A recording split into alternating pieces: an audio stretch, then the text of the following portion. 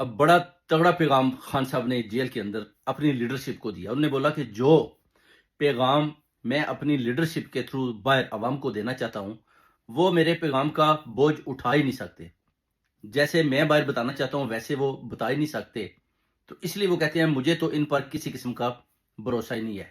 اور میں نے پھر اپنی بہن کے ذریعے وہ پیغام آہستہ آہستہ باہر دینے شروع کیے، جس کی وجہ سے آج لیڈرشپ اور اسٹیبلشمنٹ کے اداروں کے لوگ آپس میں مل کر میری بہن کے خلاف کھڑے ہو گئے. وہ کہتے ہیں کہ ان میں وہ کوالٹی نہیں ہے کہ جو اگر میں ان کو کچھ بتاتا بھی ہوں تو یہ باہر جا کر کچھ اور چیزیں بتاتے ہیں جو میرا پیغام نہیں ہوتا تھا. میری بہن بالکل وہ پیغام دیتی تھی جو میں علیمہ خانم کو بتاتا تھا. تو اس طرح کی باتیں تھی جس کی وجہ سے آپ دیکھ سکتے ہیں کہ خان صاحب کی جتنی لیڈرشپ ہے وہ بیسیکلی غداری کر رہی تھی. خان صاحب کا جیسے وہ پیغام دینا چاہتے ہیں وہ عوام کو دینے کو تیار نہیں ہے، اور جیسے عوام ان سے پیغام لینا چاہتی ہے ویسے وہ پیغام دینے کو تیار نہیں.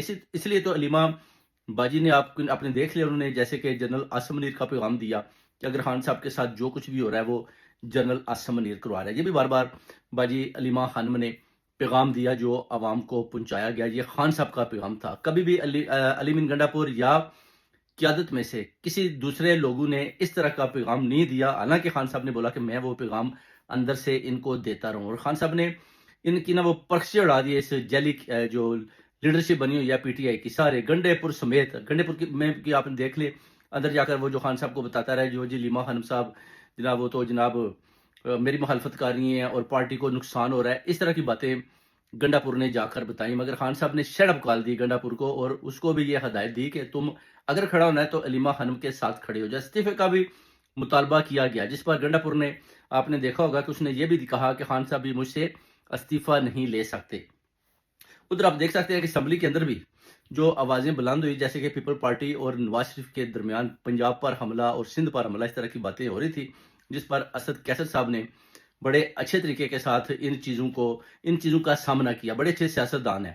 مریم نواز کو انہیں بولا جی کہ مریم نواز پیپل پارٹی سے جو معافی مانگے، مگر مریم نواز یا نواز شریف کبھی بھی ان سے معافی نہیں مانگیں گے. مریم نواز یا نواز شریف اگر معافی مانگیں گے تو آج کوئی بھی sector commander, colonel, general, major ایک کال کرے تو یہ فوراً سے پہلے ان سے معافی بھی مانگ لیں گے، بلکہ ان کے بوٹ چاٹیں گے بھی اور بوٹوں کو پالش بھی کریں گے، جو کہ 2-3 سال ہو گئے ہیں ان کو بوٹ اچھی طرح سے پالش کر رہے ہیں. جیسے کہ مریم نواز نے پہلے بھی بولا تھا کہ مجھے درمیانی رستہ آتا ہے، اگر میں نے وہ اپنا لیا تو پھر کوئی بھی میرا مقابلہ نہیں کر پائے گا، جو مریم نواز نے اپنایا. تو یہ ابھی جو بلی چوہے کی جو کھیل چل رہا ہے ان کے اندر، کیونکہ پارٹیوں کے اندر جو لڑائی شروع ہو چکی ہے، ہر ایک دوسرے کو کہہ رہا ہے کہ تم فارم 47 کی پیدائش ہو، تمہارے پاس تو جناب تم تو